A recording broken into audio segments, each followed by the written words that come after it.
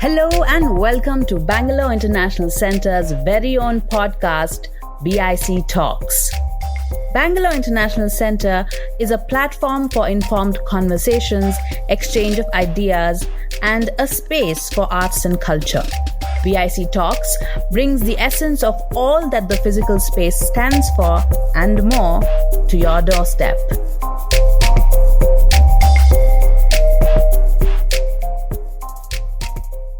Hi, I'm Pavan Srinath and welcome to BIC Talks. Varun Deshpande and Ramya Ramamurthy from the Good Food Institute join us today to talk about the ethics of food. Anchoring the conversation today is independent researcher and journalist Shailesh Rai. Thank you all for joining us on BIC Talks, and Shailesh, over to you. Thanks, Pavan. I think we can safely say that we're at something of a moment when it comes to our relationship with food. We're in the middle of a global pandemic, which many people believe was caused by certain food habits. We're dealing with an even bigger existential crisis in the form of climate change, to which a major contributor is how and what we eat. And we also have the challenge of how we're going to end malnutrition and feed 10 billion people that will be on the planet by 2050. India faces all these problems and also other unique concerns, because what we eat here has always been linked to issues of caste and religion and politics, now as much as ever. These are often difficult conversations to have, and I think that's because they touch on some very important ethical and personal choices, but that's also why they're crucial to have in an honest and a good faith way. I'm hoping to talk at least about some of these things in more detail with Varun and Ramya today. Maybe we can start with you telling us a little bit more about the Good Food Institute and what exactly it does. Yeah, thank you so much for having us, Shailesh and Pavan, on the show. It's a delight to be here. My name is Varun Deshpande. I'm the managing director of the Good Food Institute India. We are a non-profit. Really, we're part of a global network of non-profits with offices in India, the US, Brazil, Israel, the UK and Europe, I should say, and then East Asia. And our focus is on building and accelerating the sector of alternative proteins, what we're calling smart protein in India. These are foods that are made from plants or grown directly from cells or fermented from microorganisms, but which taste, smell, cook, perform exactly like animal-sourced meat, eggs, and dairy. And the reason to do this is very simple. It's like you said, Shailesh, our relationship with food has become very apparent over the last decades. And what has become apparent about it is that it's breaking the planet. Particularly our demand for animal meat has all sorts of negative externalities on the world. So we'll talk about that, of course, in depth. But what we do is we try and present alternatives that taste the same or better and cost the same or less. So it doesn't feel like a sacrifice, it feels like a simple switch for both consumers and producers. And just to jump in there, I'm Ramya Ramamurthy. I'm the communications specialist at Good Food Institute India. Varun and I also co-host a podcast called Feeding 10 Billion, which you sort of had a hat tip to in your intro, Shailesh. It's available on IVM Podcasts. We're on our second season right now. And I think in India, what you mentioned about malnutrition, about food security, about keeping in mind local consumer preferences or how we eat based on our background, be it caste, be it creed. All these things are going to make a big impact on how we proceed in India. And our hope is to build the future of food in India, keeping all those considerations in mind. Okay, there's a lot to unpack there. So maybe let's start by getting into climate change and the effect that the way that we eat and our diets, what effect does that have on climate change? And in return, what effect is climate change going to have on how we eat? The Ministry of Environment has said that there are more carbon equivalent emissions from the livestock sector than all of road transport, all the cars, trucks, and buses on the roads. How do you think alternative protein can actually help address this problem? Yeah, that's a great question. I mean, one of the major reasons to look at alternative protein as a solutions industry is exactly what you outlined. And it's not just greenhouse gases, right? So what you said is right, that scientists from the United Nations have identified some time ago, and this has been acknowledged and accepted all over the world, that industrial animal agriculture or the livestock industry at scale contributes more to climate change than all the emissions from the entire transportation industry combined. But it's not just that. If we're looking at any of these other issues associated with climate change, deforestation, ocean acidification, ocean dead zones, species loss, agricultural runoff, really, if you care about the planet and planetary health, this is an area that people should be looking at. But we're not going to solve the problem by telling people to eat chickpeas, not chicken, or to eat beef, or to eat broccoli, not beef, right? All over the world. This has not worked for the last several decades. What has been working over the last few years is presenting people with alternatives, which, as I said earlier, taste the same or better and cost the same or less. So we really have to give people choices that they can choose based on the things that matter to them. So whether that's a producer, that is a food manufacturer who's looking at an exciting new industry, or whether it's a consumer who wants all the indulgence and taste and even the cultural resonance of meat, but made in a way that doesn't have the same sustainability implications. As an example of how this is playing out, if you look at just one of the companies in this space, Beyond Meat, which is a US-based company, it's public on the New York Stock Exchange. It's a very successful company. The reason they got into this space is exactly as I'm saying.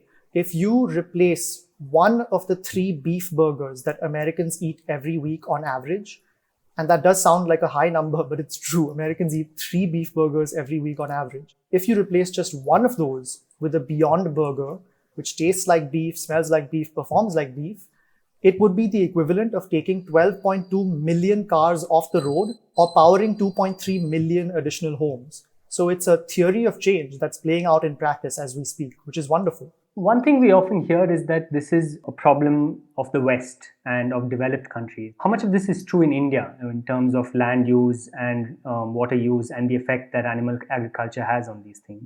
Yeah, it's important to note that India is always a country in flux. So anything we say about India, its opposite is also true, as you know very well. But anything we say about India is also very much, perhaps more so than in any place around the world, a lagging rather than a leading indicator of what's happening. So if you look at any projections from the likes of the Food and Agriculture Organization of the United Nations or the Food and Land Use Coalition, all of them basically point out that rising meat demand makes India one of the hottest zones for changes in land use over the next decade.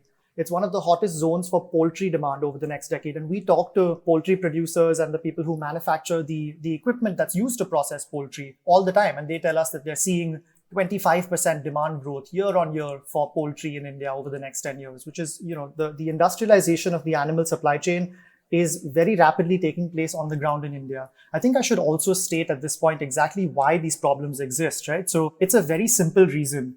When we talk about eating animal meat, we are eating animals who eat plants. That's the very basic underlying truth behind all of this stuff. So you actually have to grow crops in order to feed those animals and then eat a small portion of those animals as meat. Animals, because they're living, breathing organisms, are incredibly inefficient protein production platforms. A chicken takes in 9 calories of input to give you 1 calorie of output in the form of flesh. And this has been optimized over decades in highly, highly efficient systems, or the most efficient you can get, like concentrated animal feeding operations, industrial animal farms, factory farms, whatever you want to call them, in places like the US. So what we would be doing in a place like India where we already have so many resource constraints, is in order to satisfy this growing protein demand over the next decade, we would be building up an incredibly inefficient industry, which we can scarcely afford to do. And that's the kind of thing that leads to all of these environmental negative externalities. I just want to jump in here and add that the other thing that we need to keep in mind is our water consumption, right? In India, we are set to be one of those countries where 21 major cities will have zero groundwater levels by 2020. It will affect access to water for 100 million people. We already know that agriculture uses a lot of our water to create those plants, which are then fed to those animals, which we then eat. So moving to a more efficient system of producing protein is imperative if we want to make sure that we have resources for all 10 billion of us when 2050 rolls along. And these products made from plants have proven that they use less water, emit less greenhouse gases, and don't cause dead zones in our oceans, and obviously use less land and allow enough habitat for nature and biodiversity to thrive, which would not be possible if all of us want to eat meat the way we've been doing all along. Currently, people in the US consume more than 100 kilos of meat per capita, and India is at less than 5 or 6 kilos. So we're not eating that much meat compared to the West, but all studies show that as income grows, people want to eat like their Western counterparts. And the demand for protein is going to rise in places like India, in places like China, and in places like Sub-Saharan Africa. So it's imperative that we find a better system before it affects all of us. Yeah, that's right. According to the sample registration survey, this is like a census level survey. 71% of Indians, they self-identify as non-vegetarian, which of course is a definition that includes eggs in India. So some of those people are only eating eggs and not eating meat. But by the way, the same thing applies to eggs as well as dairy, right? So we do have a very thriving dairy industry, and it's been an economic engine in this country, but it does have negative externalities on in terms of environmental implications. Just to underline what Ramya said earlier, when we say uses less water, it's orders of magnitude less water, right? So some of the companies in this space that have done these independent third-party, what's known as life cycle analyses, that is just what are the resources that go in and what are the resources that come out? What's the food that comes out? If you compare an Impossible Burger or a Beyond Burger or any of the newer seafood or chicken products, we're literally talking, 20 to 25 times less land, 20 times less water, 15 to 20 times less greenhouse gas emissions, much less non-renewable energy use. There are huge implications of doing this. We're using something like 70% of all agricultural land on the planet to grow crops for animals or to graze those animals. And we're bumping up against issues that lead to deforestation, right? So I think we've all seen that the Amazon has been on fire periodically over the last, I think there's also been other stuff that's been happening in the world that's more recently been distracting to us. But the Amazon has been on fire very recently since the end of last year. And people have started paying attention to this phenomenon, which is that encroachment of forest lands is something that's a huge problem. Just to move on to another issue. When I was in law school, we used to have the saying that goes, laws are like sausages. How much you respect them depends on how much you know about how they're made. And the way that meat is produced today causes an enormous amount of suffering. How the things that you said about factory farming, how true are they in India? Have you ever driven behind one of those wire trucks where you can see the chickens crammed next to each other? If you live in an urban setting in India, you definitely have, right? Like you must have seen those little chickens driving by. Yeah. So it's not just the suffering, and that is a major reason to consider this, right? Because I think given the choice, would we want to inflict suffering on animals in order to get our food? I think most people would say that they eat animal meat in spite of suffering rather than because of the way that it's produced. But it's not just the suffering. It's the filthy conditions. It's the antibiotics that are used. It's the closed containment that requires the use of those antibiotics because you don't want the animals to get sick, but they get sick anyway. And then in fact, you get zoonotic diseases that jump from animals to humans. And of course, I'm sure we're going to dive deeper into that. So all of that is already true in India. And as I said, when we continue scaling up to be more and more industrial in the animal supply chain, it's going to get more and more intense. And therefore, there's going to be more and more use of antibiotics, more and more suffering, etc. over time. Can you speak a little bit more about the antibiotic resistance problem? What are the implications for us? Yeah, so the doomsday scenario, the doomsday implication, and this is from Margaret Chan, who used to head the World Health Organization. They've predicted that by 2050, we could see $1 trillion a year issue when it comes to antibiotics stopping to work. And I think you've probably seen a lot of people have been talking about the fact that antibiotics have been a dry pipeline in the last decade or so. It's not clear how we're going to create more innovation in antibiotics. We need to keep antibiotics working in order to keep public health secure, right? And I think over the next decades, we don't want to land up in a situation where medications of last resort that are used on humans for whom other medications do not work are being used in these industrial animal farming operations. This is a classic tragedy of the commons, by the way, because a pig farmer in China or a poultry farmer in India doesn't necessarily have the same level of knowledge about the society level implications of antibiotics stopping to work. So, in shrimp farms or in chicken farms or in pig farms, as I was saying, they're used in the feed for these animals. They're poured in by the drum into shrimp farming operations. And that's why you see in many cases a lot of these antibiotic resistant infections. I just want to add here that this is seen perhaps like the vegetarian and non-vegetarian perception of India. Perhaps this is seen as a function of more industrialized animal agriculture. And it's true that, a large percentage of Western animal agriculture, nearly 70 to 80% of it does have antibiotics. And these prophylactics are not just to avoid them getting sick, but also they're growth promoters. That's how you get all that meat from one animal. But in India also, there are studies that show that we are probably among the top 5 countries using a majority of our antibiotics to prepare animal meat. We are also the world's largest producer of milk. Chicken is the most consumed meat in India because of the fact that it's cheaper and less subject to religious prohibitions. And all of that, there has been a study that, we are pumping our meat with antibiotics as well. And it's absolutely going to impact health in India. If 10 or 15 or 20 years from now, a cut on your arm or you could bleed out from that because the drugs that you need don't work because we've consumed so many antibiotics from our meat. That's something to give all of us concern and pause. Would it be right to say that the way we eat meat has changed drastically in the last few years, in the last few decades? I mean, humans have been eating meat for millennia, but how old are factory farms really? Yeah, great point. Factory farms are a few decades old. And the reason for this is because consumption and demand of meat has been growing all the time. So a lot of the things that I'm saying to you now have been known for decades. People have been writing books about the environmental implications of animal agriculture for a very long time. But the issue is, as I said earlier, eat chickpeas, not chicken, never work. And that's why the need for an industry like alternative proteins, which satisfies that demand without creating all those negative externalities.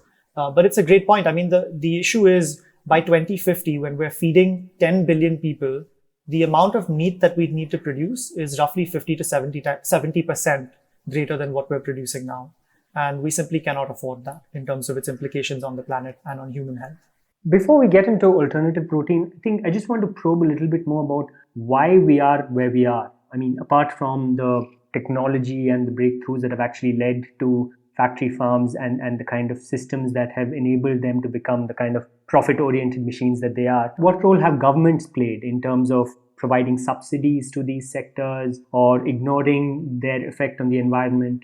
Governments have a complex mix of incentives and interests that are always appealing to them in overt and hidden ways.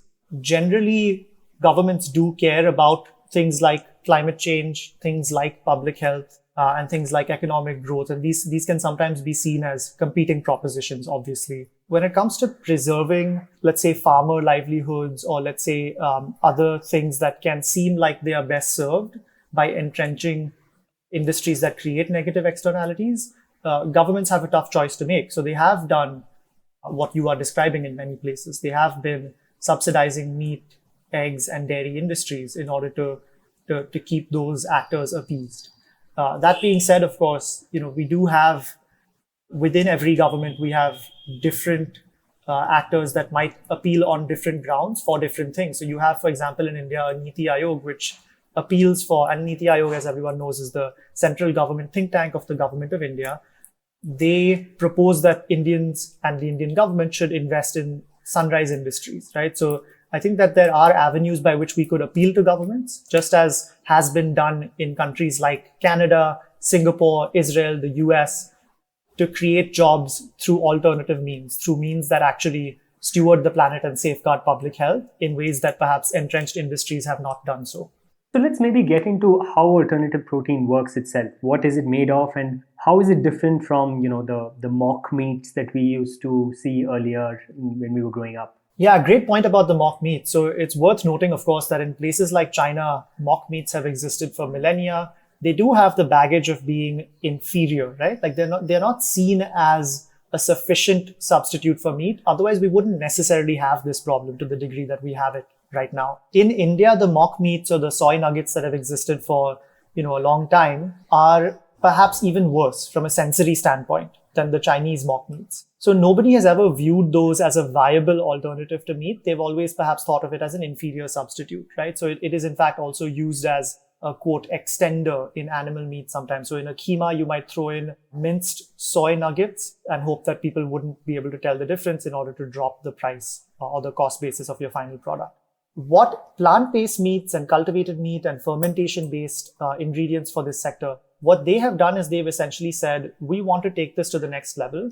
We would like to perfectly replicate the sensory and cultural experience of meat so that it doesn't feel like a sacrifice. And this kind of started with a couple of companies in the US, Impossible Foods and Beyond Meat, where they looked at some research. They figured out that, everything that you get from animal meat, which is lipids, that's fats, minerals, amino acids, protein, water, all of these things are present in plants. And it's all about the configuration of how they are present. So they figured out ways to process plants and ingredients such as beetroot juice, coconut oil, pea protein that's made from yellow peas, such that they have the same texture and the smell and the sizzle of meat. So in some cases, because this is America and we were talking about beef burgers, they wanted to perfectly replicate, as I said, even the cultural experience. So when you put it on the pan, it actually smells like meat. It replicates the actual frequency of sizzling of beef, which is really interesting. So that when Americans are at a baseball game or having a backyard barbecue, they should really not feel that this is any different from beef.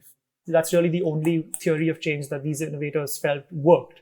And it seems to be working. So something like 90+% of the people who eat the Impossible Burger or the Beyond Burger, which are the products from the two companies I'm describing, are meat eaters, 90+%. And they've launched in Burger King. They've launched in 140 plus restaurants in Singapore. They've launched in McDonald's in some places. So there's a lot that's ongoing within the space, which is proving out the theory. So that's kind of what plant-based meats are. There are other categories as well that are a little bit further away from market because they're a little bit more nascent in terms of the technology. There is cultivated meat where you take a small sample of cells from a chicken and then you're able to produce chicken meat without actually needing to grow the chicken. So it's very similar to farming cells directly instead of farming and slaughtering the chicken.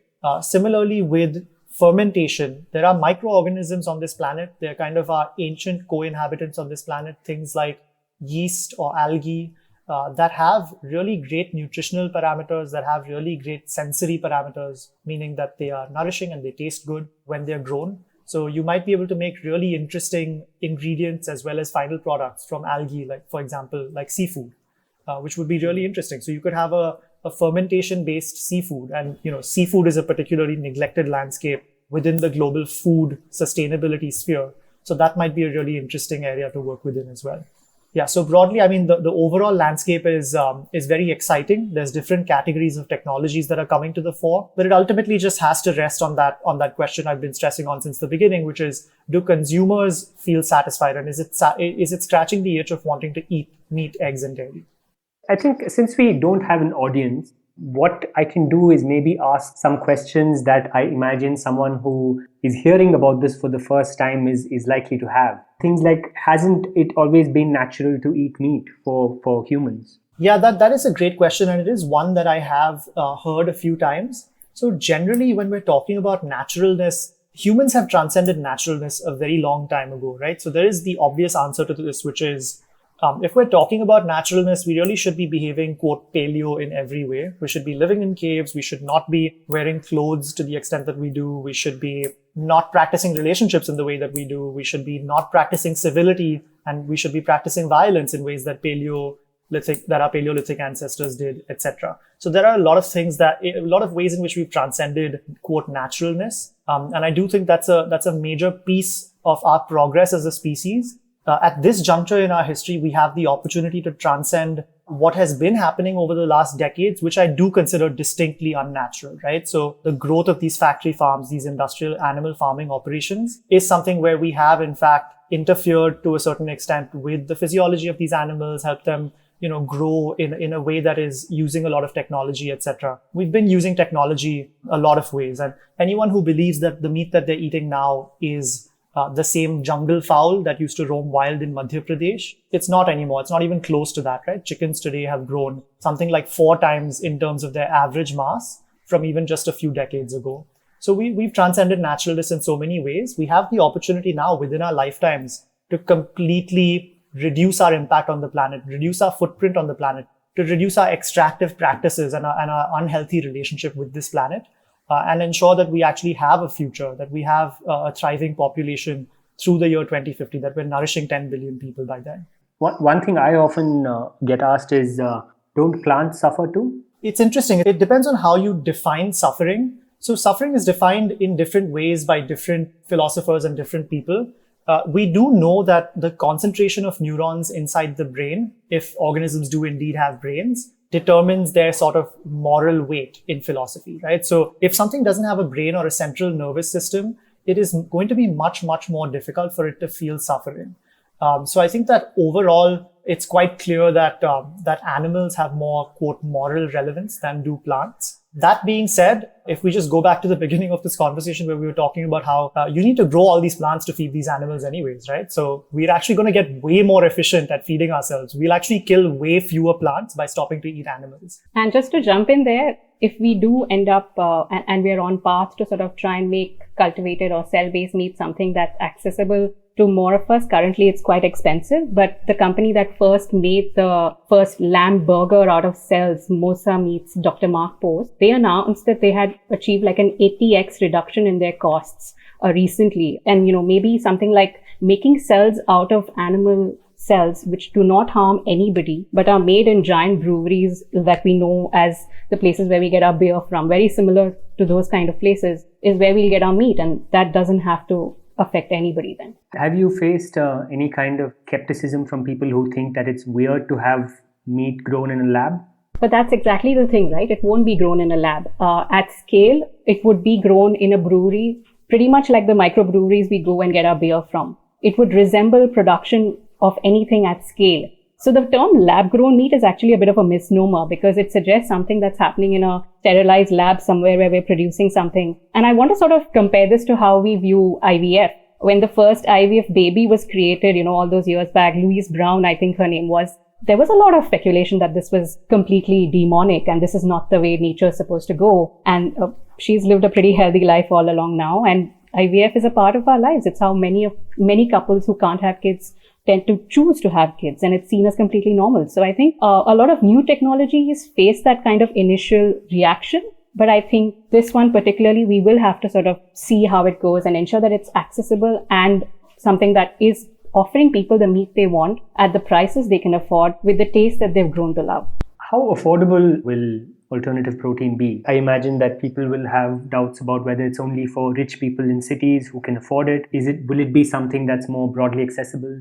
Yeah, this is an absolutely great question. I mean, we can offer examples throughout history. I will address the point head on first though. When some of these companies, let me just go back to the same ones that I mentioned at the beginning, your Impossible Foods or Beyond Meat. When they launched their product, they wanted to be seen as a premium product, right? It just made sense as a business imperative. So they launched in Michelin-starred restaurants. They kept the buzz high. They worked with chefs like David Chang, Chris Cosentino, Tracy Desjardins. These are exactly the kinds of launches or people against whom you can level that accusation. Like, is this just going to be something that's pure luxury or whatever, that isn't going to affect a large proportion of the population? Within 6 to 8 months after that, they were in White Castle. Within a year after that, they were in Burger King. So, those kinds of outlets are very much where the average American would eat, where lower class Americans would eat. So that's something to note. In a place like India, we think we can get the price down even lower than that. In fact, I think we can go much, much further. We think that we can take what are currently considered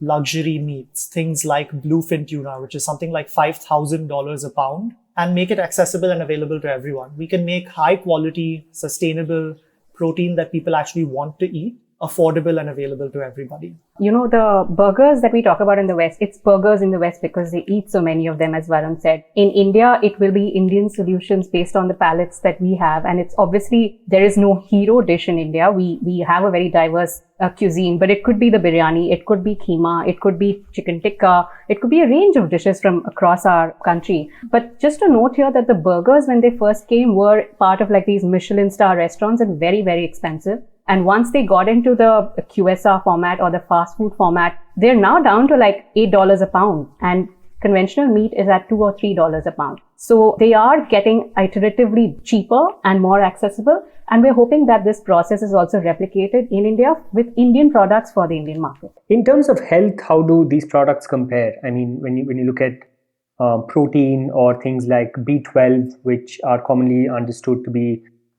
derived only from animal protein. So the great thing is, with respect to plant-based meats, these companies and these entrepreneurs, the scientists behind them, etc., are very clear on the idea of what they want to accomplish. They do want to nourish human health as well. And they do see around the corner of what you're pointing out, right? So for example, the Beyond Burger has 4 times more iron than a regular beef burger does. They all kind of understand the need for essential nutrients and vitamins, micronutrients like zinc, folic acid, magnesium, iron, etc. In fact, the way that we're seeing it in India, it's not just, as I said, markets and competition earlier, but we do think that if we're able to get science and technology and the government involved, we could actually try and see whether these can be solutions for malnutrition at scale as well. So we think that these might be ways to drive nutrients at scale to millions or hundreds of millions of people that might want to eat a certain way. Then is it comparable in terms of the bioavailability of some of this nutritional elements compared to animal meat as well, and meat and dairy and eggs? Yeah, I think that's the bar we have to set for ourselves as a sector. That's exactly what I'm saying. I think that in terms of bioavailability and in terms of the ability to target iron deficiency anemia, neural tube defects, all of these problems, both at the kind of adolescent woman stage all the way through to even things like infant nutrition, there are possibilities in our sector. So it needn't necessarily be plant-based meats specifically, but there are possibilities to tackle a lot of those problems using the same technologies. That's exactly the bar that I think we should set. As an example, I was talking about fermentation and products like, or foods like algae and yeast, which are just emerging now, which might be just around the corner. There have been human nutrition trials that have been done with yeast. And yeast is just, the cousins of mushrooms, and they have great inherent fibrous texture. So they're very much like meat in terms of their texture, and they can be produced and have all the same kinds of products like nuggets or fillets or whatever may be the case. There have been human nutrition trials done at Imperial College, at the University of Exeter, which have shown that they do have equivalents in terms of what's known as hyperaminoacidemia, hyperinsulinemia with cow's milk, which is a very high quality standard to set. How culturally acceptable do you think this will be? For example, people use cow milk and cow ghee, and it's considered pure only if it actually comes from a cow, not even a buffalo. So how do you think people like that would respond to alternative protein, or people who want to have only halal meat, for instance? Would it be, are these questions that you've come across? Yeah, absolutely. And I think, these are very important questions because technology is just technology. It has to intersect with culture and deep-seated tradition and a lot of these different things before it's actually able to make an impact upon society and the world. So we agree that these are important questions. With respect to halal or kosher, we've had discussions like this all over the world, and it is really interesting. We do think that these foods could hold halal standards. Even cultivated meat, for example, perhaps the cells could be taken from an animal that was slaughtered through halal means. And then with respect to cow's milk in India, there are all sorts of considerations. In fact, culturally, there's also the consideration that cow's milk in India is used in a wide variety of ways that it's not used around the world. We use it for so many different things. And so even as a technology challenge, it's interesting to be able to target that, right? Can we actually make plant-based milks or other types of milks that behave the same way? But as far as culture is concerned, yeah, we do think that's an evolving situation. We think that maybe for religious rites and rituals, there might be some stipulations there that make it impossible. But the point is that we're trying to reduce the burden, right? We're not saying that overnight we're trying to replace all of these things. We'd love to bring everything into the future of food and have everything exist in harmony in the future. So that's kind of where we're going with this. And of course, there's the context of caste also, because, vegetarianism and meat eating, it's been used for centuries as a way to kind of oppress people from so-called lower castes. And that's something that you'll have to deal with as well when you're advocating alternative protein. If you go to, for example, the Tata Trusts and you talk to them about their nutrition surveys, about how, let's say, a Dalit family of 4 in an urban slum in Mumbai is eating, they'll tell you that, they're told all the time by folks like that they're eating one mutton meal a week for 460 rupees. And if they could, they absolutely would spend 920 rupees a week for 2 mutton meals for their family of 4, right? It's tasty. It brings people together. It is a sign of affluence and prestige. It's just something that is a treat in their lives, right? And I mean this in the least patronizing way possible. It's like what Ramya was saying earlier. When incomes rise, people continue to eat more and more meat. It's a result that's been proven over and over again in different countries around the world. What I'm saying is, we need to be able to enable that in ways that take morality and caste and things like that off the table if we can. Create foods that taste the same or better and cost the same or less as mutton or as even beef, that can take that debate off the table because it doesn't involve the slaughter of cows. That, I think, can help us create some kind of middle path, which could help ease some of this. I guess one concern would be, assuming that this does grow in the way that it's projected to, will it become another stick for dominant castes and dominant communities to beat minorities with, in the sense of saying, when there is this alternative, why are you going ahead with your traditional practices of slaughtering animals? I should say, I will answer the question. I should say at the outset that it definitely is huge internationally, right? So Nestle released their half-year results yesterday or the day before yesterday, and their plant-based meats and the plant-based foods in general grew 40%, and their overall sales shrunk by something like 2 or 3%. So just letting you know that this is absolutely huge. It's a bit of a juggernaut globally. In the US, 9 out of the top 10 US meat producers, conventional animal meat producers, have started their own line of plant-based meats or invested in plant-based meats. So we do expect there to be similar growth in a place like India. It might take much longer, but it will happen at some point. With respect to the deep-seated issues and the rifts between castes and between elites and lower caste folks, I don't think that we can wade into that and solve that problem immediately. I think that obviously that is going to continue to be a problem. What we're trying to do is at least enable consumption for everyone across all income strata and across all socioeconomic groups that makes sense in terms of human and planetary health. And if it is possible to enable consumption of meats that do not create this kind of cultural baggage, that's what we would love for to happen, actually.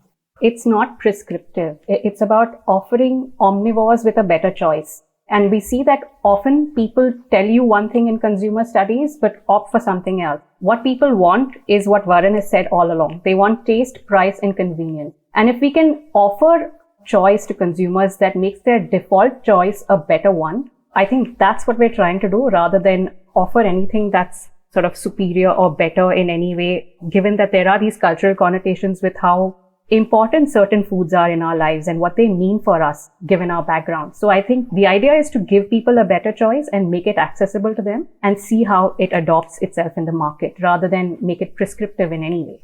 Are there concerns about the use of genetically modified organisms in alternative protein? And also some people like Vandana Shiva have raised concerns that this will replace one form of consolidated industrial agriculture with another. So how would you respond to those concerns? So with respect to genetically modified organisms, while some companies internationally are using GMO, it's not necessary to use GMO within this space. So you could produce even cultivated meat, that is meat grown directly by cultivating cells, without using GMO. And in fact, many of the leading companies globally have already given assurances that they are not using GM and they're willing to undergo any tests into their process, etc. In fact, what's interesting is the process here is much more transparent than the industrial animal supply chain, right? So we could have essentially, you could peek into the supply chain, you could know exactly what's going on in the fermenters or the cultivators that Ramya described as breweries, whereas you don't know exactly what's going on inside the body of each animal that you're going to eat with respect to some of these issues. So, some of the major companies globally have already said, they want to sell into India, they want to sell in the EU. They don't want to produce using GMO. It's just a stipulation that they have to adhere by. With respect to Vandana Shiva, I think that Dr. Shiva and a lot of her colleagues, whom I do respect a lot, I think that they want the same things that many of these companies do, right? We want, as an industry or as a sector, and the Good Food Institute is really a neutral body that's trying to promote a better food system. We do want less extractive agriculture in general. We want to free up all this land, all this water, reduce all these greenhouse gas emissions, reduce the need for all this intensive agriculture that in fact leads to the use of these pesticides and these fertilizers that Dr. Shiva has advocated against. We want all of that to stop. We want to create space for indigenous populations, for Dr. Shiva and her colleagues, for First Nations peoples as she describes them, and many do, to thrive. Right? And the current food system, the current protein production platform of animal agriculture does not allow that to happen at all. When that land is freed up, it can be utilized for anything. And the important thing to note here is, in fact, we might not have a choice overall. We might be landing up, we are in fact heading for a situation in 2030, 2040, where we do have to practice a lot more essentially non-extractive agriculture because there will be nothing left to extract. And so this is an absolute imperative, the way that we're going. One last question before I let you go, and maybe it's the most important one. How soon can we expect to see these products on shelves in India? Very, very soon. We were expecting to see several market launches of exciting plant-based meat and egg companies over the next 6 months, especially during 2020, actually. But COVID-19 has put paid to that to a certain extent, right? So we'll see a little bit of a delay. We might see them in the first half of 2021. But there are some pretty exciting companies coming to market in India. And I think that it's going to be really exciting because it is the first real market activity, as an industry. There have been one or two companies that are kind of doing isolated work here and there, but broadly, we're seeing a movement now that hasn't been the case before. On that note, thank you, Varun. Thank you, Ramya. This has been a fascinating discussion, and good luck with everything that you're doing. Thank you so much. It's been a pleasure. Thanks, Shailesh. Thank you so much. And Shailesh, thank you for anchoring this. And thank you so much, Varun and Ramya, for joining us on BIC Talks. It was a pleasure having you all. Thank you for listening in till the end. Please share this episode with a friend on social media, WhatsApp, or anywhere else. It would mean the world to us. And in case you're listening via iTunes or Apple Podcasts, please leave us a rating and a review. Subscribe to BIC Talks on email or your favorite podcast app and don't miss out on future episodes. This episode of BIC Talks has Gaurav Krishna as our sound engineer with support from S. Sarvanaraj and Lekha Naidu. And the accompanying episode artwork was made by Chandni Venkataraman. Thank you for listening to this episode of BIC Talks. This podcast can be accessed on our website, bangaloreinternationalcentre.org, as well as on any of your favorite podcast platforms. Tune in for new episodes every week, and do subscribe to our YouTube channel and follow our Facebook, Twitter, and Instagram pages to stay informed on our latest updates.